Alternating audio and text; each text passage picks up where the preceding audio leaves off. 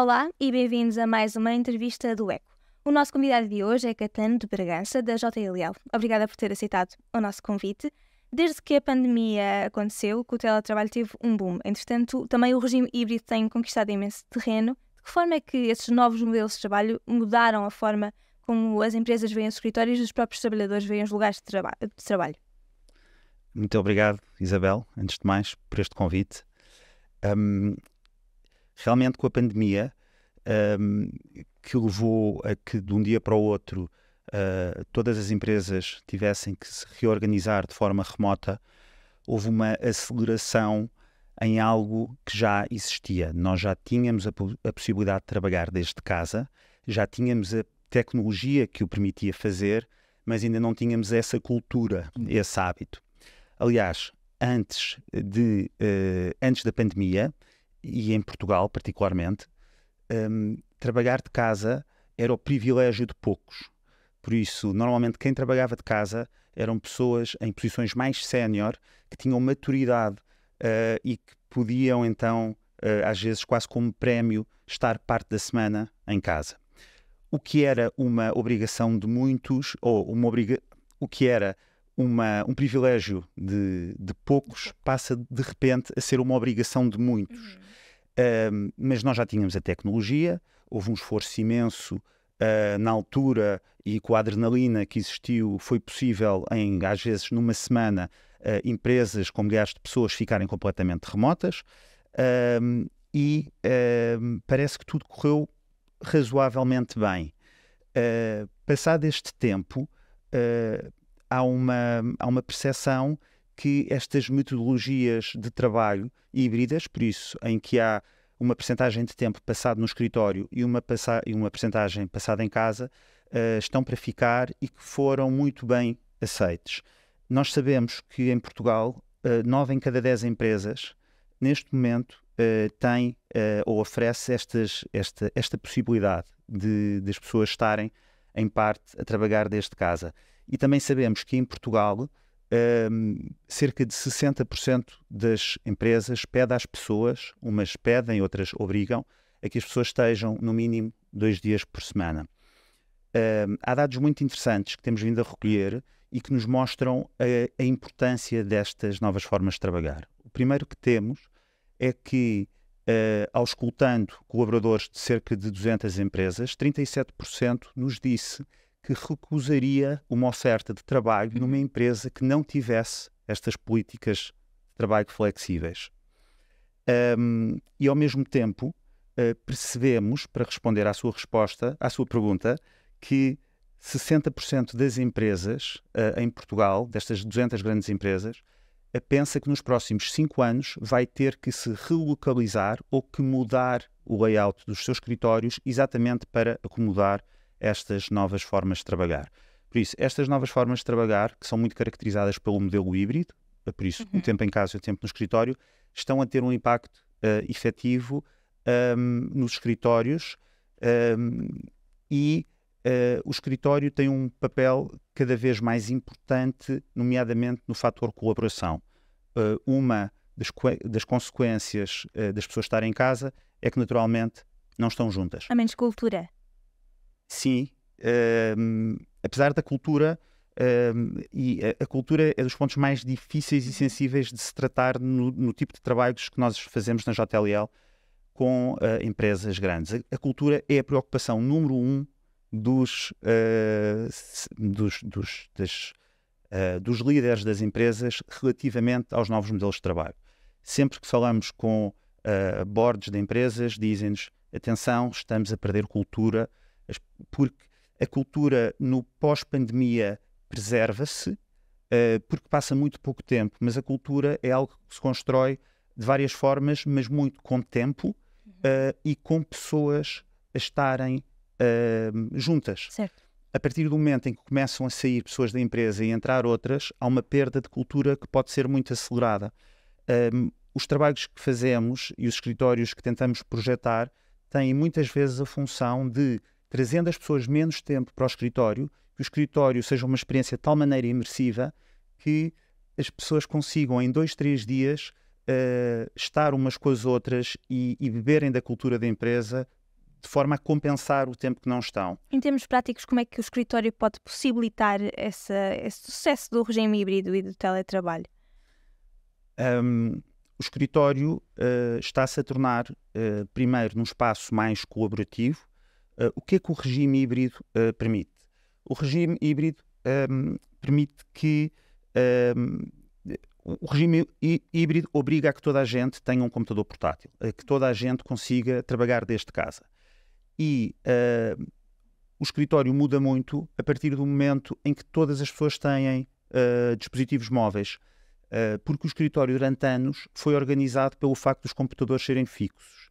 Isto é, há um período anterior ao computador em que as pessoas trabalhavam com muitos papéis e em posto fixo, mas há um momento em que o computador aparece e que o computador e o cabo, o facto de eu estar preso a um cabo através do computador e do telefone, obriga a que a disposição do escritório seja uma determinada disposição por equipa, com um chefe sempre na proximidade, em que eu só trabalho quando estou próximo do meu computador, quando vou para casa já não trabalho, etc. E isto fez com que o escritório fosse muito definido por mesas e secretárias. O que acontece? E por uma coisa que é o território. Por isso, as pessoas iam conquistando território, as equipas cresciam, conquistavam território. Eu começo como estagiário num escritório dos anos 80, dão-me uma mesa lá ao fundo, no escuro, e vou sendo promovido e a pouco e pouco vão-me dando um espaço cada vez mais digno, até que chego à liderança da minha empresa e estou no corner office, como se vê nos Estados Unidos, Certo. e as pessoas foram muito premiadas pelo espaço. Hoje em dia está-se a tirar estes tipos de território e o escritório passa a ser um escritório muito mais de partilha. Isto é um escritório em que com dispositivos móveis as pessoas conseguem partilhar mesas, conseguem ser adotadas políticas de secretária limpa, o que faz com que e as pessoas passam muito mais tempo a circular pelo escritório em reuniões e noutros tipos de espaço que permite que desempenhem a tarefa de uma forma mais eficaz. E isso faz com que o escritório mude, porque se introduzem novas tipologias para reunir, seja de forma mais formal ou mais informal. Também há novas formas de trabalhar com metodologias agile, por exemplo, que têm outras necessidades, e por isso as pessoas saíram das secretárias onde passavam a maior parte do tempo para estarem também noutros pontos do escritório, porque no último estudo que nós fizemos aconteceu uma coisa muito interessante, que foi ao perguntarmos às empresas para que é que serve o escritório, normalmente a performance coletiva aparecia nos primeiros 3 lugares, e desta vez apareceu-nos em 8º. Isto é, as empresas percebem que o escritório é uma geografia de emoções e de colaboração, porque muito do trabalho pode ser feito em casa, o trabalho, e então há este lado que é, estamos a fazer escritórios para as pessoas se encontrarem, tanto a trabalhar, mas também para se conhecerem. Há uma coisa muito interessante que nós constatamos, que é, quando perguntámos às empresas portuguesas qual é que era a importância do escritório no seu futuro, no seu ecossistema, 95% das empresas que inquirimos disseram-nos que era muito importante. O escritório ia continuar a ter um papel importante. Quando olhamos a dados internacionais, a resposta é 72%. Tem que ver, primeiro, porque nossas cidades também não são tão grandes como outras, certo, em que as pessoas demoram muito mais tempo a chegar ao escritório, por isso, para nós estar no escritório ainda é relativamente mais fácil, mas também tem que ver com algo que é muito interessante quando nós fazemos visitas aos escritórios e que tem que ver com a parte humana. Há muitos escritórios em que nós entramos para fazer os nossos estudos e em que eu tenho a percepção que estou perante uma família. Isto é, que muitas das pessoas que lá trabalham, por lá estarem há muitos anos, a sua rede social funciona muito à volta da rede social do trabalho. O que não tem muito que ver com a imagem que nós temos das novas gerações Certo. que querem rapidamente mudar, etc., ter experiências.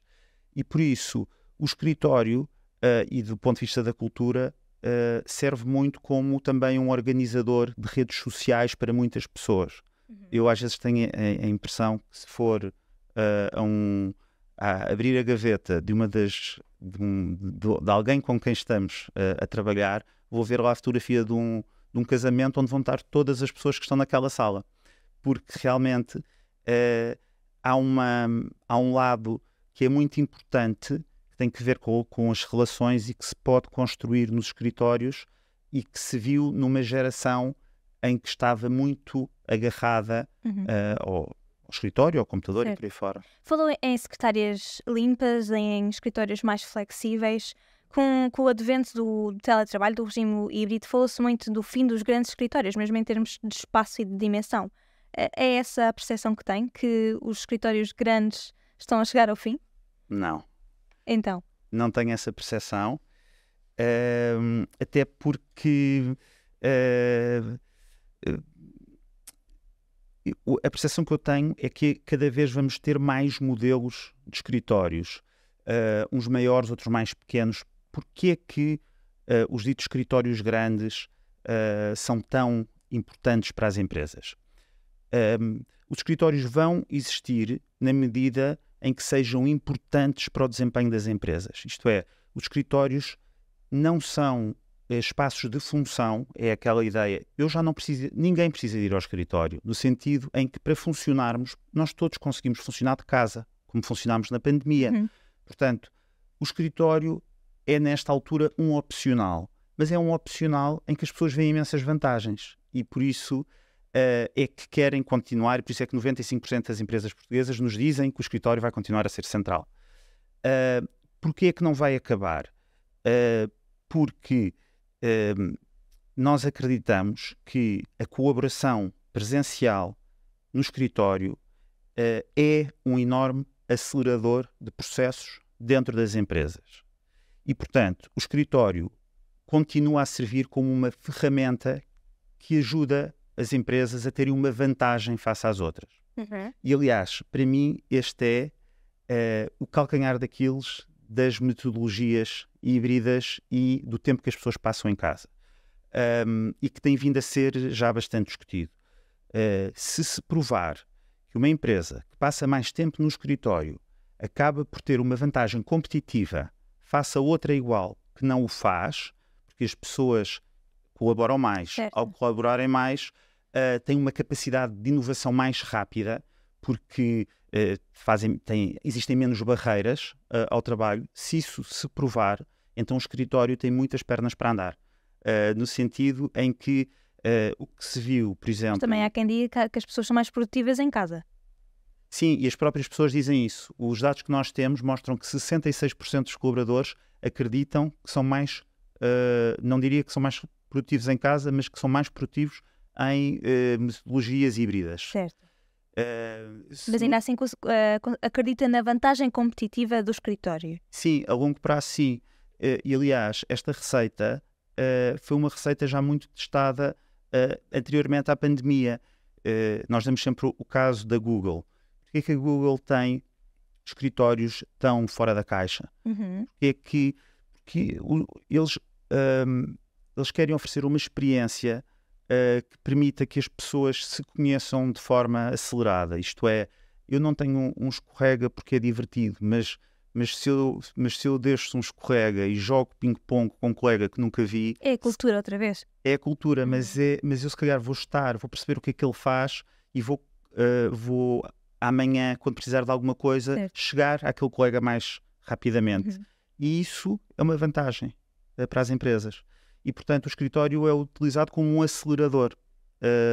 E, por isso, isto é um problema que não é só entre empresas, mas também entre geografias. Ou não é um problema. Nós temos notícias dos Estados Unidos, por exemplo, da Martha Stewart, que é um bocadinho do ramo do Elon Musk, relativamente às novas formas de trabalhar, que diz o seguinte: os Estados Unidos vão colapsar se continuarem a trabalhar desde casa. É moralmente errado, disse Elon Musk sobre o teletrabalho. Sim, mas há aqui um lado que é, efetivamente, pode acontecer que, se no Oriente as pessoas estiverem a ir ao escritório, pode acontecer, nós não sabemos.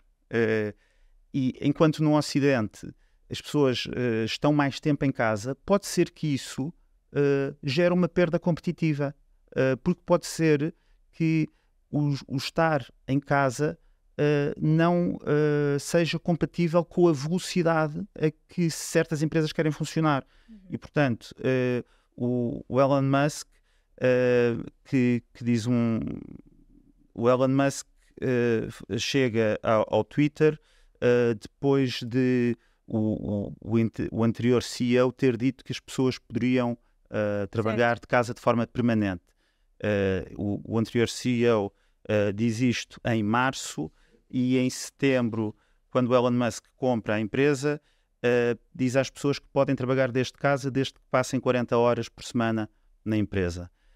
E, portanto, são duas pessoas extremamente válidas, mas que têm visões completamente diferentes sobre o trabalho, enquanto um acredita que desde que as pessoas se sintam bem, elas são produtivas em qualquer lugar, e há muitas empresas, aliás, 77% das empresas a nível global acreditam que oferecer regimes, novos modelos de trabalho, etc., é muito importante para a atração e retenção de talento. Por isso, quase 80% das empresas acreditam que isso é fundamental. Há muitos, normalmente, empresários, pessoas em posição mais sénior, porque também vemos sempre a diferença entre o que é que pensam os líderes e os donos das empresas versus o que pensam os colaboradores. E há muita gente que acha que a longo prazo não vai correr assim tão bem. E onde é que ficam os espaços de cowork no meio desta dinâmica toda? Têm pernas para andar, usando claro a situação que usou há pouco? Claro que têm. Os espaços de cowork são muito inspiradores para empresas grandes e pequenas. Nós, na JLL, já desenvolvemos um trabalho para uma empresa em que parte da empresa estava no seu escritório tradicional e parte da empresa estava num espaço de cowork, e era uma grande empresa. E percebemos que no desenho de um escritório futuro conseguimos ir beber as boas experiências de ambos. Com outra empresa na qual estamos a trabalhar agora, uma das sugestões que fizemos foi o departamento de inovação ir também para o cowork. Porquê?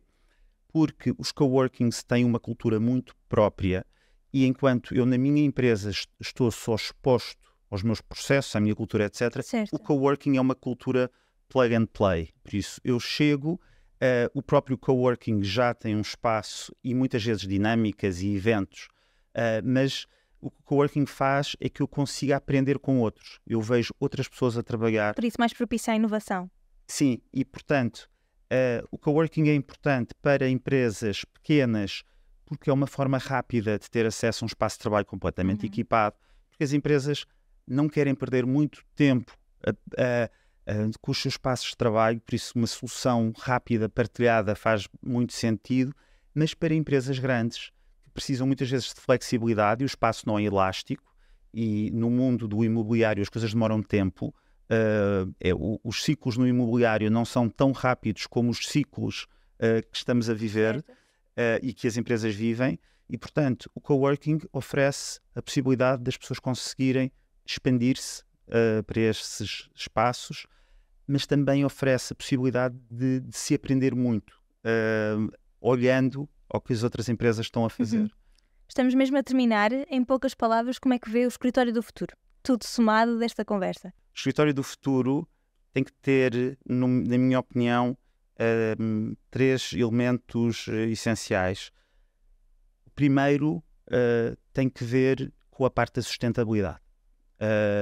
O património, o edificado, os edifícios no seu conjunto são responsáveis por cerca de 40% das emissões de carbono. Não é possível que o escritório do futuro de qualquer empresa não seja no limite neutro do ponto de vista das emissões de carbono. Faz parte do que é a nossa responsabilidade e do que é a responsabilidade das empresas perante perante o mundo. E, portanto, um escritório de futuro tem que ser altamente sustentável. Eu, muito recentemente, na abertura de um escritório em que participámos, o assunto dos caixotes do lixo ainda não estava definido. E uma coisa que nós vimos foram os colaboradores agarrarem nas caixas das mudanças e eles próprios a estabelecerem a reciclagem com as caixas das mudanças, porque aquilo fazia parte dos seus valores. Certo. E, portanto, a sustentabilidade é muito importante. O segundo é a recolha de dados. Isto é, nós hoje em dia sabemos muito pouco sobre quantas pessoas estão nos escritórios, a ocupar os escritórios, em que zonas, etc.